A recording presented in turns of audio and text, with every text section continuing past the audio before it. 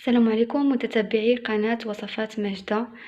اليوم كنقترح عليكم بسطيلة بالحوت بمكونات جد بسيطة، بالمكونات المتواجدة عندك في البيت، وبالسمك اللي عندك متواجد في البيت. هنا بالنسبة للسمك انا شديت عندي هنا سيبيا، عندي اخطبوط، كروفيت، ميرلا. ولا كان عندكم الكميه قليله ديال الحوت ما كافياكمش باش ديروا بسطيله وعندكم الدجاج في الدار، غادي تشدوا صدر ديال الدجاج، ها هو حتى هو راه كنديروا فيها كيجيش باين نهائيا. كنشدوا كاع الحوت كنسلقوه ولا كنفوروا على حسب، وكنفوروا معاه ولا كنسلقوا معاه الدجاج باش كتطلق ديك البنه ديال الحوت في داك الدجاج، باش كيجي حتى هو تقريبا نفس المذاق ديال الحوت.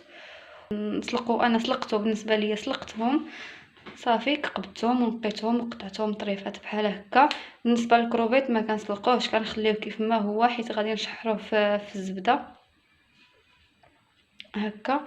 المكونات الاخرى عندنا الربيع، قزبر ومعدنوس مقطعين، عندنا نص حامضه مصيره قطعناها طريفات صغيورين، عندنا معلقه صغيره ديال الهريسه، بالنسبه اللي ما كيبغيش الهريسه ما يديرهاش، معلقه كبيره ديال مطيشه مركزه، طماطم مركزه صافي. عندنا هنا الزيتون مقطع اختياري، بغيتي ديروه ما ديروش.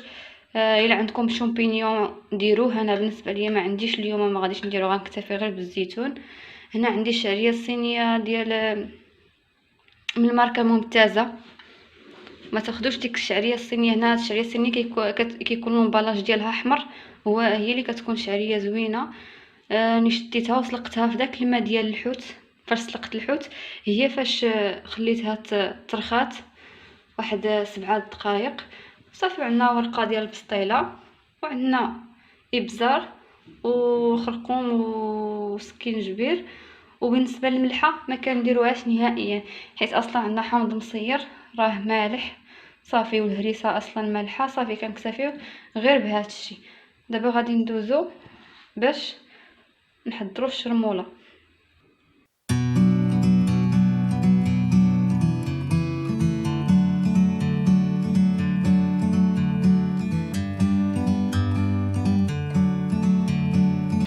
هنا في واحد المقلاة على نار هادئه، نار متوسطه عفوا، ما مجهداش بزاف وما قليلاش بزاف. درت شويه ديال زيت العود ولا الزبده على حسب شنو عندكم. انا درت زيت العود وصوبت واحد الكميه، ما كنديروش ديك الكميه كلها ديال السمك، ما كنديروهاش كلها، كنديروا غير ربع الكميه، كنزيدوا عليها واحد شويه ديال ديك الشرموله صافي. وغادي نبقاو نحركوا.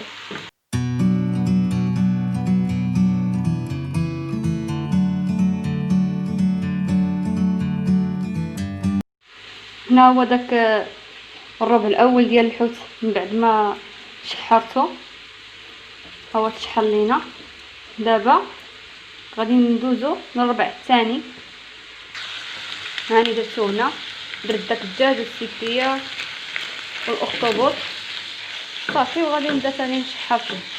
وبالنسبه للكروفيت كنخليه هو الاخضر، كنشحروه بوحدو. الكروفيت ها هو درت ليه شويه ديال زيت العود، شويه الشرموله، وغادي نشحرو حتى هو.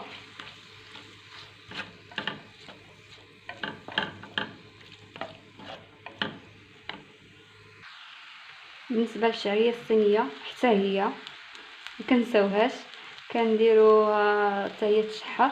درت ليها شويه ديال زيت العود مع ديك الشرموله اللي بقات ليا، وغادي نحاول نديها ونجيبها شويه في المقله ونزيدها على الحوت صافي. ها هو، هي الحشوه ديالنا وجدات. هنا بالنسبه لداك الحوت راني صوبته شحرته كامله، والشعريه الصينيه حتى هي. دابا غنزيدو هذا الحوت على هذه الشعريه ونخلطو مزيان، ونزيدو الزيتون ما نساوش، وتخلطو مزيان. هنا راني درتها في واحد الاناء كبير، درتها في واحد البانيو، باش يصلح لي نحركها مزيان. صافي راني كما كتشوفوا جمعت المكونات مزيان. دابا غادي ندوزو باش نمونطيوها. هنا كيف ما كتشوفوا فوق واحد الصفيحه، يا اما تكون هذيك الدائره اللي خاصه بالبسطيله، يا اما اي صفيحه عندكم. انا عندي هذه على شكل مربع، ماشي مشكل. طلقت واحد الورقه ديال البسطيله من التحت الاسفل، بعدا دهنت الصفيحه ديالنا بالزبده، طلقت واحد الورقه ديال البسطيله من التحت صافي. وكنجيو كنخالفوا في ورقه ديال البسطيله حتى كنديروها على وحده على وحده بحال هكا. وعاد غادي نديرو دابا الحشوه في الوسط.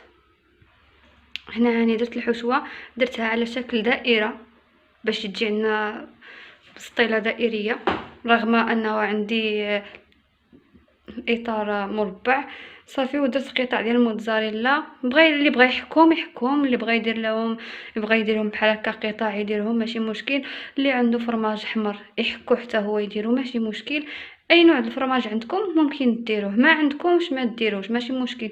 بالنسبه لهاد البسطيله اللي عطيتكم اليوم هي بسطيله اللي غادي تاكليها نتيا وليداتك في الدار بمكونات راك شتي بسيطه. وحتى الا ما عندكش الحوت، ما كافيكش الحوت اللي غادي ديري بسطيله، راه غادي ديريها، غادي تزيدي بالصدر ديال الدجاج كيتزدا مع الحوت مع ديك الشرموله، راه ما كيجيش باين نهائيا.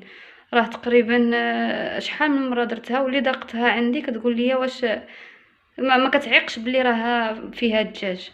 كنتمنى تجربوها. صافي دابا غادي ندوزو باش نجمعوا الفطيره.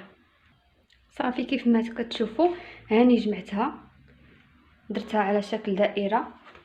كنحاول كما اللي كنت كنمونطيها اللي ساليت بس كنضربها بحال هكا بحال اللي نديرو شي خبزه. صافي دهنتها من الفوق بالزبده، ضروري خاصك دهنيها بالزبده.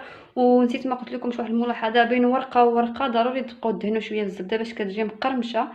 ودابا غادي ندخلها الفران، غادي نديرها على نار تكون هادئه، ما تجهدوش عليها بزاف، النار تكون قليله باش طيب على خاطرها وتجي مقرمشه.